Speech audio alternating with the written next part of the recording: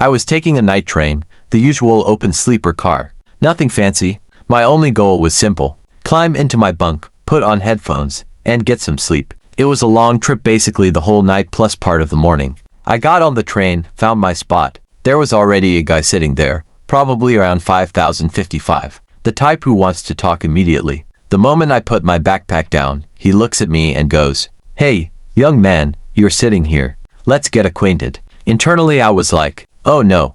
Out loud, yeah, hey. And from that moment he just didn't stop. I barely even had time to sit down before he started asking questions. Where I'm from, where I'm going, what I do. I gave short answers, hoping he'd get the hint. He didn't.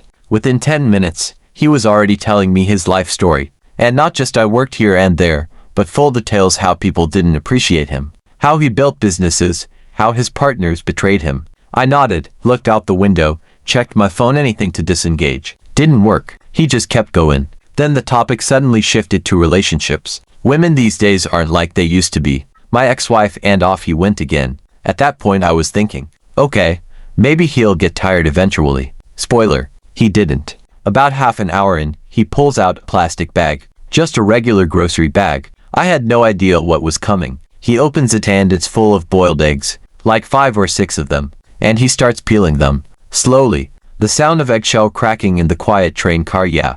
And then the smell hit. This wasn't just normal boiled eggs. It was intense. Like they'd been sitting for days or something. I tried to breathe through my mouth, turned toward the window. Then he looks at me and goes, "Why aren't you eating?" Me. "I'm good, thanks." Him. "What do you mean you're good? Take one, they're homemade." And he literally tries to put an egg in my hand.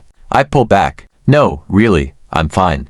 And that's when things shifted. He got offended. Like genuinely offended. His face changed and he goes, "Kids these days don't appreciate real food." I'm just sitting there like, okay, here we go. From that moment on, he kept eating, but now with commentary. "When I was your age, I ate everything. You should respect when someone offers you food." I just stayed quiet. At some point I decided to fully disengage. Climbed into my bunk, put on headphones even without music, just to signal I'm done talking. Didn't matter. Every now and then he'd look up and go, "What are you watching? Music? What kind?" I'd take one earbud out. Just something random. Him. "Put it on, let's listen together." Me. "Nah, it's nothing interesting." And I'd go back to pretending to listen to something. Eventually he finally went quiet. I thought, okay, now I can sleep. That's when level 2 started. Snoring.